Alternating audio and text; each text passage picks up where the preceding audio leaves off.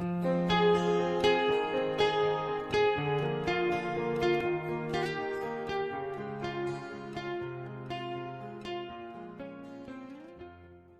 selamat pagi Saudara kasih Tuhan. Kembali kita pagi hari dalam renungan pagi. Dan kita sedang bahas tema itu 6 hal yang tidak boleh dilupakan.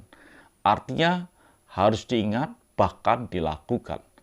Saudara kasih Tuhan, pasti saudara pernah membaca atau mendengar khotbah tentang benteng Yeriko yang diruntuhkan ketika bangsa Israel keliling selama 6 kali. Bahkan di hari yang ke-7, dia berkeliling 7 kali dan bersorak dan benteng itu runtuh. Apa yang kita bisa pelajari di bagian ini? Saudaraku, kita akan baca ayatnya di dalam Yosua lebih dulu, Yosua 6 ayat yang ke-3. Haruslah kamu mengelilingi kota itu, yakni semua prajurit harus mengendarai kota itu sekali saja. Demikianlah harus engkau perbuat 6 hari lamanya. 6 hari lamanya mereka berkeliling, mengelilingi akan kota itu atau mengelilingi tembok itu. Dan di bagian berikutnya di ayat yang keempat, dan 7 orang imam harus membawa 7 sangkala tanduk domba di depan tabut. Tetapi pada hari yang ke-7, 7 kali harus kamu mengelilingi kota itu, sedang para imam meniup sangkala.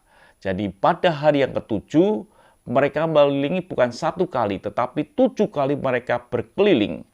Dan ada satu perintah yaitu tentang tiupan sangkala.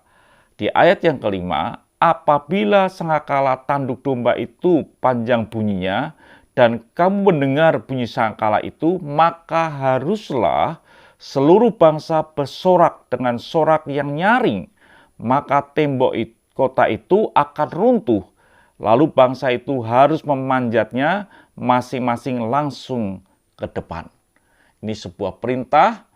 Mereka berkeliling 7 kali di hari yang ke-7, mendengar sangkala, dan mereka bersorak dengan nyaring. Saudara bisa bayangkanlah sorakan bagaimana suaranya pasti begitu gemuruh karena jumlah yang begitu banyak. Maka tembok itu runtuh. Ini yang terjadi, saudaraku. Jadi, tetapi ada satu bagian yang perlu saudara ingat. Dikatakan dalam firman Tuhan, saudaraku kasih Tuhan, dalam ayat yang ke-10. Tetapi Yosua telah memerintahkan kepada bangsa itu demikian. Janganlah bersorak dan janganlah mendengarkan suaramu. Sepatah kata pun jangan keluar dari mulutmu sampai pada hari aku mengatakan kepadamu, bersoraklah, maka kamu harus bersorak. Ada bagian yang dikatakan bahwa selama mereka berkeliling 6 kali, dalam 6 hari itu dia berkeliling sekali, sehari berikutnya berkeliling, ada satu bagian tidak boleh mengeluarkan suara satu patah pun.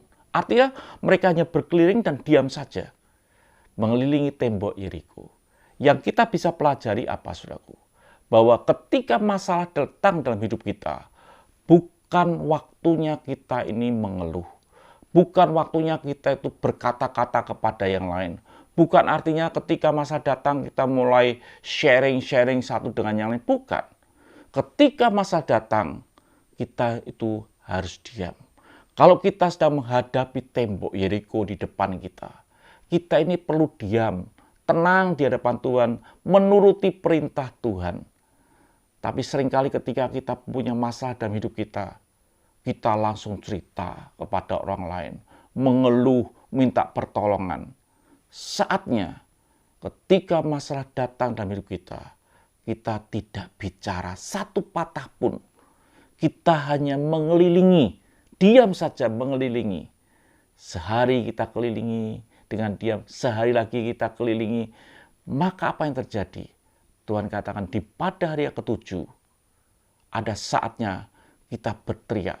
Bukan teriak ketakutan, tapi teriak kemenangan. Dan ketika kita berteriak, maka problem yang dalam hidup kita itu akan runtuh.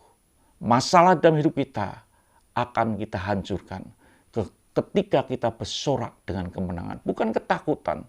Bahkan dikatakan mereka bersorak dengan suara nyaring. Pasti Tuhan suara ketakutan. Orang yang takut mungkin tidak bisa bersuara dengan nyaring. Tapi dia bersuara dengan mereka bersuara dengan nyaring. Dan tembok itu runtuh. Saudara boleh bersuara ketika saudara mengalami kemenangan. Setelah hati saudara menang, saudara perlu berteriak. Teriak kemenangan. Bukan ketika masa datang, ketakutan, kecemasan, saudara bercerita dengan satu dengan yang lain. Maka yang timbul adalah masalah tambah besar dalam hidup kita. Biarlah hidup kita ini adalah hidup tanpa mengeluh, tanpa berkata sepatah kata pun. Ketika problem di hadapan kita, perlu kita berdoa. Dan ketika kita tahu hati kita dalam kemenangan, kita keluar dengan ucapan syukur, dengan bersorak kemenangan. Tuhan memberkati. Mari kita berdoa. Terima kasih Bapa untuk pagi ini. Biarlah kami bisa bersorak tepat waktu Tuhan. Dan kami akan melihat problem kami terkalahkan, runtuh di hadapan kami. Dan kami layak maju ke depan. Terima kasih Bapa. Haleluya. Amin.